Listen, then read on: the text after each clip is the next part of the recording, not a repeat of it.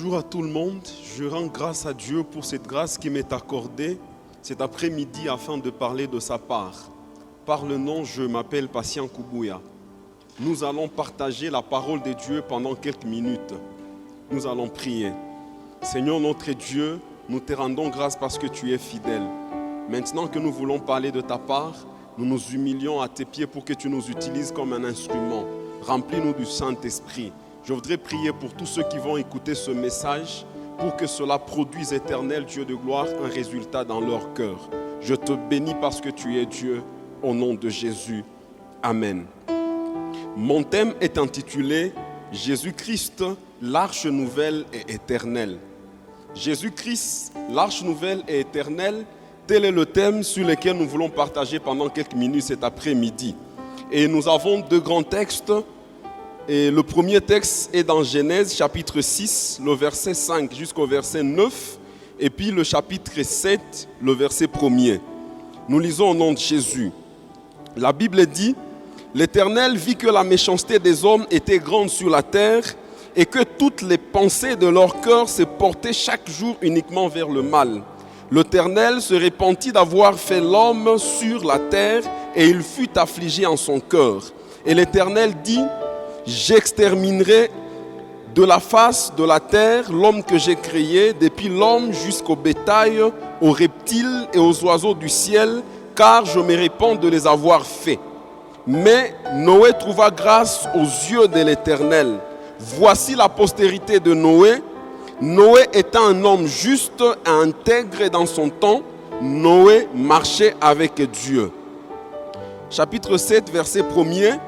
L'Éternel dit à Noé, « Entre dans l'arche, toi et toute ta maison, car je t'ai vu juste devant moi parmi cette génération. » Le deuxième texte est dans Apocalypse chapitre 20, le verset 11 jusqu'au verset 15e.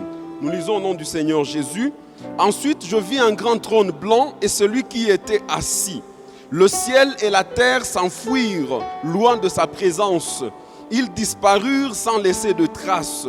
Je vis les morts, les grands et les petits, comparaissant devant le trône. Des livres furent ouverts. On ouvrit aussi un autre livre, le livre de vie.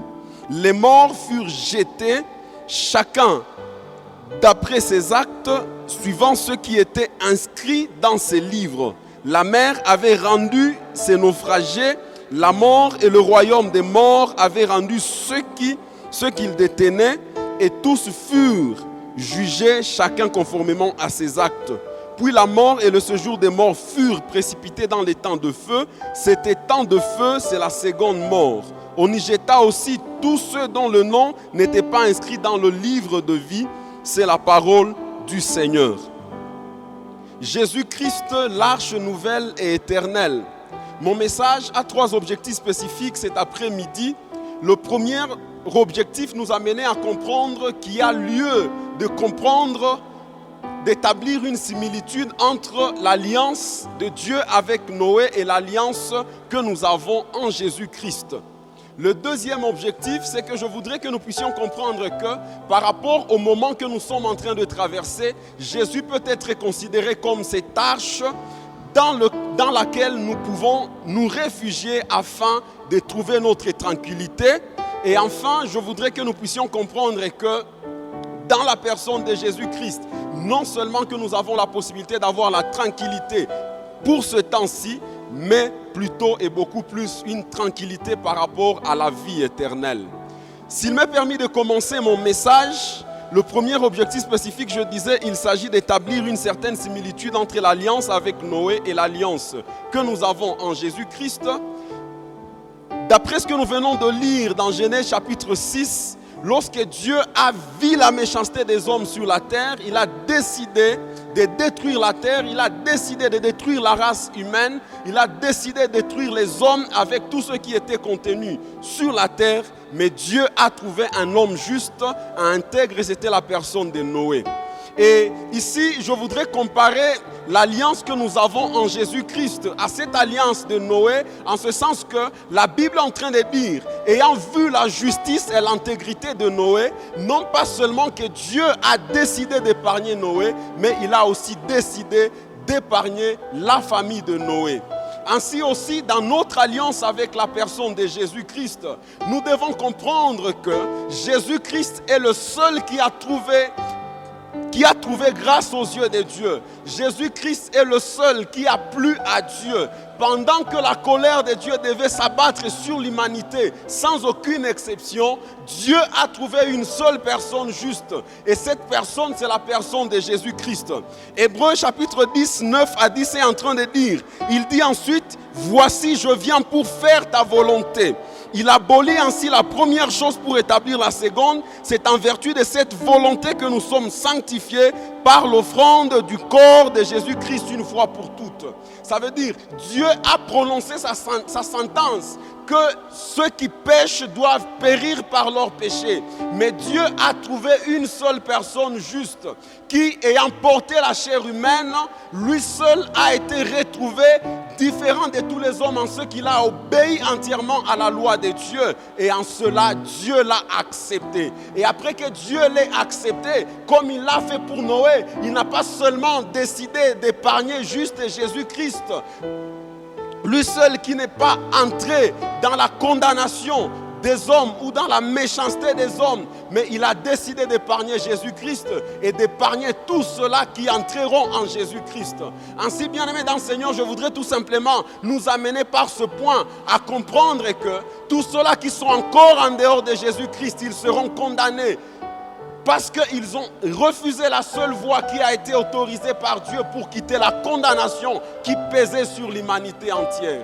Mais aussi, je voudrais rappeler à tous ceux-là qui sont en Jésus-Christ que si Dieu peut nous accepter aujourd'hui, ce n'est pas parce que nous sommes justes, ce n'est pas parce que nous avons plu à Dieu, ce n'est pas parce que nous avons accompli toute la loi de Dieu, mais si Dieu peut accepter quelqu'un aujourd'hui, c'est à cause de Jésus-Christ qui a été accepté. La Bible est en train de dire sur la montagne de la transfiguration, Dieu a témoigné de Jésus-Christ. Celui-ci, c'est mon fils bien-aimé en qui j'ai mis toute mon affection. Écoutez-les. Et donc, nous pouvons comprendre que dans notre temps, comme du temps de Noé, Dieu a épargné toute la famille de Noé à cause de la justice du seul homme juste de Noé.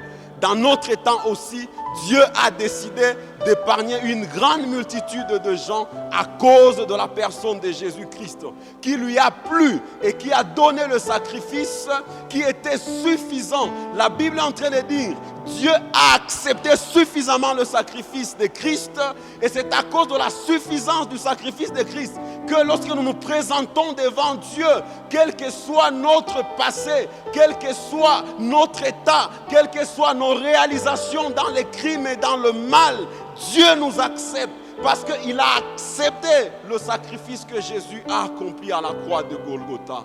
Gloire soit rendue au Seigneur Jésus pour cette grande œuvre. Si nous pouvons nous tenir devant Dieu aujourd'hui, prêcher, prier, parler de la part du Seigneur, nous taper la poitrine, ce n'est pas parce que nous sommes justes, ce n'est pas parce que nous sommes nés de familles justes, ce n'est pas parce que nous avons évolué dans un environnement qui plaisait à Dieu, mais c'est parce que la personne dans laquelle nous nous retrouvons, la personne qui fait l'objet de notre alliance, a été complètement et totalement agréée par Dieu. Et donc, l'objectif ici, c'est de nous amener à comprendre que, bien-aimés dans le Seigneur, une fois que nous sommes dans le Seigneur Jésus-Christ, nous avons raison de nous appeler les saints, comme l'apôtre Paul est en train d'appeler certaines églises d'Asie. Il est en train de les appeler des saints, non pas parce qu'ils ont marché dans toute la loi de Dieu, mais parce qu'ils sont entrés par la personne de Jésus-Christ, qui a été complètement agréé par Dieu. Le deuxième objectif de mon message, c'est que nous pouvons trouver consolation dans cette compréhension pendant le temps que nous sommes en train de traverser. Alors que tout le monde est troublé, alors que les scientifiques sont en train de se réunir et il n'y a presque pas d'espoir parce qu'à gauche, à droite, les avis sont désespérants, les avis sont décourageants. Personne ne sait ce que sera demain sur tous les plans, non pas seulement sur le plan sanitaire, mais surtout aussi économique et social. Il y a lieu de savoir et de placer notre confiance en Jésus-Christ comme l'arche qui peut nous épargner.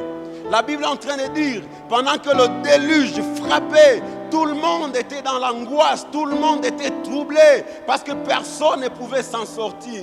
Mais gloire soit rendue à Dieu, parce qu'il a réservé une certaine catégorie de gens qui sont entrés dans l'arche au travers de l'alliance par Noé. De la même façon, bien-aimés dans le Seigneur, nous devons comprendre qu'ici nous sommes en train de parler d'une nouvelle alliance. Ça veut dire une nouvelle alliance où les choses de l'Ancien Testament ne sont que symboliques. Mais ici, c'est la vraie représentation des choses. Et je suis en train de présenter Jésus-Christ comme cette arche que nous ne voyons pas des yeux, mais dans laquelle nous pouvons nous réfugier. Et ainsi, pendant que tout le monde sera en train d'être troublé par rapport à la situation que le monde est en train de traverser, il y a lieu d'être dans l'arche qui est la personne de Jésus-Christ. Pendant que cette pandémie est en train de frapper tout le monde est angoissé et dans la psychose parce qu'ils sont comme au milieu de cette pandémie, comme un peu les gens étaient dans le déluge. Il y a lieu de se considérer pleinement en Jésus-Christ comme si nous étions dans une arche. Et vous savez une chose, pendant que les autres étaient en train de se noyer, ceux qui étaient dans l'arche étaient calmes. Parce qu'ils savaient que les déluges ne pouvaient pas les attraper. Les déluges ne pouvaient pas les atteindre. Même quand les eaux pouvaient augmenter, des jours et des jours passés, ils étaient calmes parce qu'ils étaient dans l'arche. Je voudrais nous communiquer cet après-midi que nous pouvons saisir cette pensée et comprendre que nous sommes cachés dans une arche qui n'est pas faite de main d'homme. L'arche qui a préservé Noé et sa famille était une arche qui a été taillée par les hommes pour être en mesure de résister face au déluge. Mais nous avons une personne qui peut nous permettre d'avoir la quiétude et la tranquillité. Je ne suis pas en train de vouloir vous promettre que les choses vont changer. Je ne suis pas en train de vous dire peut-être que demain sera meilleur. Mais je suis en train de vouloir vous dire que demain vous pouvez être plus tranquille qu'aujourd'hui. Et même quand les choses seront en train d'aller de mal en pire, il y a la possibilité de trouver sa tranquillité en Jésus. Il y a la possibilité de se considérer comme dans l'arche. Lorsque cette pensée m'a saisi, je me suis rendu compte que j'ai passé beaucoup de temps à me tourmenter alors que j'étais à l'abri. Non pas parce que j'étais à l'abri physiquement, ma chair peut se déchaîner, je peux aussi attraper le Covid, mais seulement je sais une chose, que je suis dans une arche qui est indestructible. Je suis dans une arche nouvelle. Et mon thème, je suis en train de dire, Jésus-Christ, une arche nouvelle et éternelle. Gloire soit rendue au Seigneur Jésus, parce que l'arche que Noé a construite était une arche qui pouvait préserver Noé et sa génération juste pendant un temps. Mais gloire soit rendue à Dieu, parce qu'en Jésus-Christ, nous sommes dans une arche éternelle. Nous sommes dans une arche qui a une portée non pas seulement temporaire, mais dans le temps comme dans l'éternité. Tous ceux qui sont dans cette arche devaient retrouver leur tranquillité. Les gens qui ont compris cela, les gens comme Paul, ils pouvaient dire, pour moi, vivre et mourir, ils pouvaient les comparer comme une même chose. Parce qu'il savait que pendant qu'il sera sur la terre, il sera dans cette arche. Et cette arche va lui assurer la sécurité. Et même quand il venait à mourir, il serait toujours dans cette arche. Et donc cela devait nous amener à ne pas être troublés. Ne pas être troublés, non pas parce que peut-être nous ne serons pas touchés, mais ne pas être troublés parce que nous savons en qui nous sommes. Une arche qui n'est pas seulement nouvelle, mais aussi qui est éternelle. Bien-aimés dans le Seigneur, c'est un message de consolation, c'est un message d'espoir pour nous amener à avoir un autre regard par rapport à notre position dans le Seigneur Jésus. Nous ne devrions plus être troublés comme tout le monde. Oui, ici et là, les annonces sont tristes. Quand nous pouvons suivre les informations, ce qui se passe dans le monde, tout le monde est tourmenté et troublé. Mais je voudrais que quelqu'un, même quand les annonces viennent, que tu puisses te dire, je suis dans une arche qui est non seulement nouvelle, mais plutôt éternelle. C'est une arche que nous ne verrons pas comme les enfants de Noé, ils sont entrés. Et il pouvait y avoir une certaine étanchéité entre ceux qui sont à l'extérieur de l'arche et ceux qui sont à l'intérieur. La difficulté et les défis avec notre arche, c'est que c'est une arche qui n'est pas visible par les yeux. Et par cela, lorsque nous nous retrouvons avec tout le monde, ceux qui ne croient pas en Jésus, nous tous nous sommes comme dans une même situation. Mais bien-aimés dans le Seigneur m'a révélé que ceux qui sont en lui, ils sont dans une arche. Eh bien, cette limite existe, même si nous ne pouvons pas la voir des yeux. C'est un message pour nous encourager. C'est un message pour nous amener à avoir encore de l'espoir. C'est un message plus pour nous amener à être plus calmes, pour savoir que nous sommes à l'abri. Nous sommes à l'abri. Et même quand notre chair peut aussi être frappée physiquement, nous savons que nous sommes dans une arche qui n'a pas été faite des mains d'homme. La Bible est en train de dire que Dieu n'a pas accepté les sacrifices des boucs, mais Dieu a formé Christ un corps. Et en lui, nous sommes en Jésus-Christ comme dans une arche. Le troisième objectif de mon message, c'est que nous devons comprendre que Jésus-Christ est une arche éternelle. Et là, je suis en train de rentrer dans l'Apocalypse. La Bible est en train de présenter le scénario qui va se passer au jugement dernier. Et la Bible dit, tout le monde, les grands et les petits, ils seront en train de vouloir fuir de devant sa face. Parce que personne ne saura contenir sa colère. Mais gloire soit rendue à Dieu. Parce que la Bible est en train de dire, pendant que des livres furent ouverts, pour que chacun soit jugé selon ses actes, il y avait aussi un autre livre qui fut ouvert, le livre de vie. Le livre qui contient tous les noms de tous ceux-là qui ont cru en Jésus-Christ. Il y a un livre qui contient tous les noms de tous ceux-là qui ont accepté de suivre le chemin de la repentance et de la conversion à Dieu. Il y a un livre qui sera aussi ouvert pour justifier tous ceux-là qui ont accepté de croire que le sacrifice de Jésus-Christ a été suffisant pour apaiser la colère de Dieu.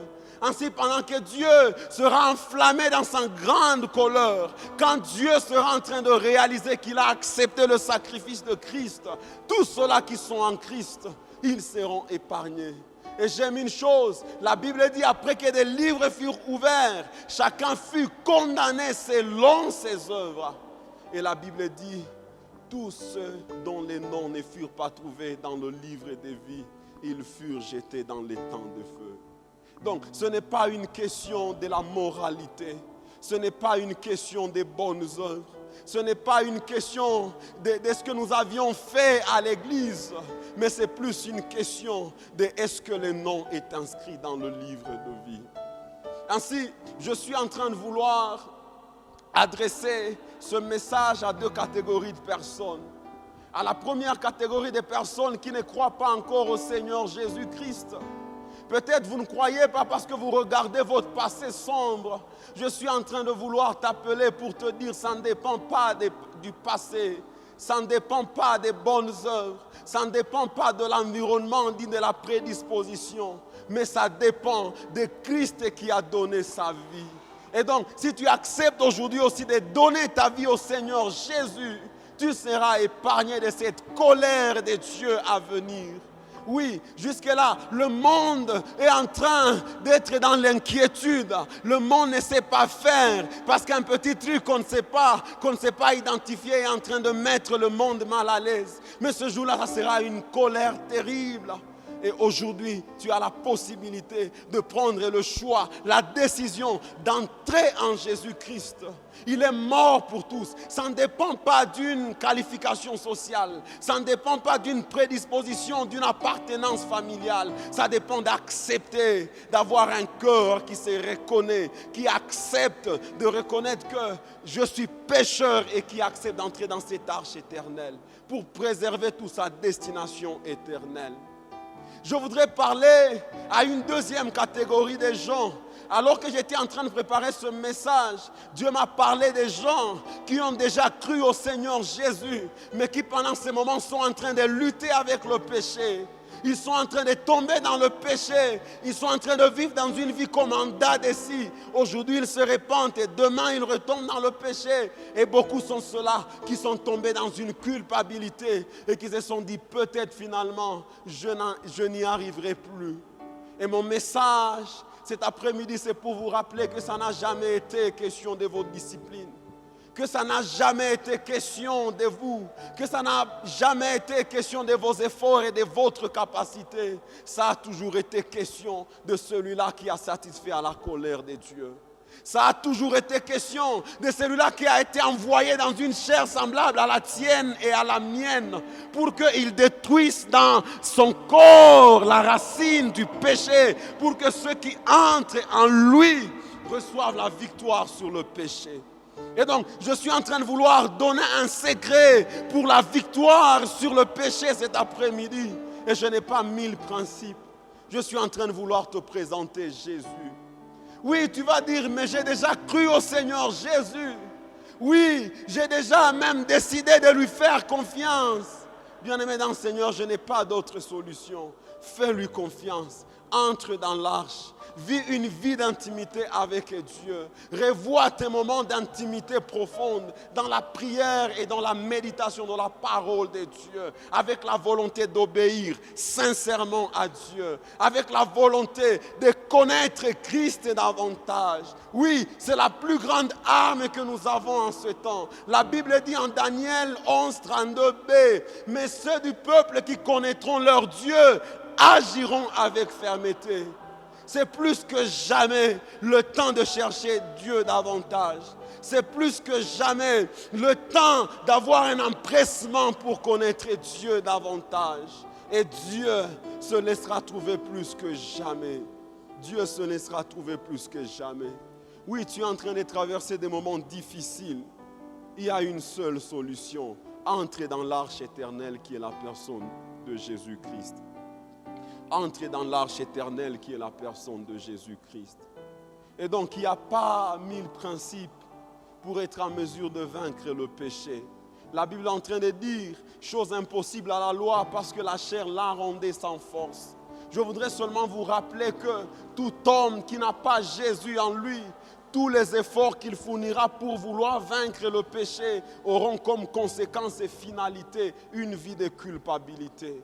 Parce que toutes les fois que tu voudras essayer de fournir des efforts par toi-même, tu vas encore te retrouver dans le même péché. Mais il y a une possibilité d'entrer en Jésus-Christ, d'oublier ce qui est déjà passé, de demander la grâce à Dieu.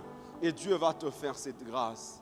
Et donc ce message s'adressait principalement à deux grandes catégories de gens. Les uns qui se retrouvent dans le péché et qui ne savent pas entrer en Jésus parce qu'ils ont des raisons, qu'ils pensent que ces raisons les empêchent d'entrer en Jésus. Je voudrais seulement vous dire que ça n'a jamais été question de nous.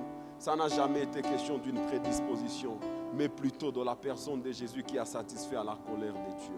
À une deuxième catégorie de gens qui est en train de lutter avec le péché, je voudrais vous dire que le secret en ce temps, dans un temps difficile, dans un temps comme celui-ci, c'est de chercher une vie d'intimité profonde encore davantage avec Dieu dans la prière et dans la méditation de la parole de Dieu. Car il n'y a pas d'autre secret. La Bible est en train de dire en Daniel 11, 32b, mais ceux du peuple qui connaîtront leur Dieu agiront avec fermeté. Les temps qui sont en train de venir seront probablement plus fâcheux que ceux que nous sommes en train de vivre maintenant. Mais la solution, c'est que nous devons entrer dans l'arche et nous enraciner dans cette nouvelle arche qui est la personne de Jésus-Christ. Et donc partout où vous êtes, si vous prenez une décision, vous pouvez contacter un homme de Dieu et il va vous aider. Que le Seigneur vous bénisse et qu'il bénisse sa parole. Amen.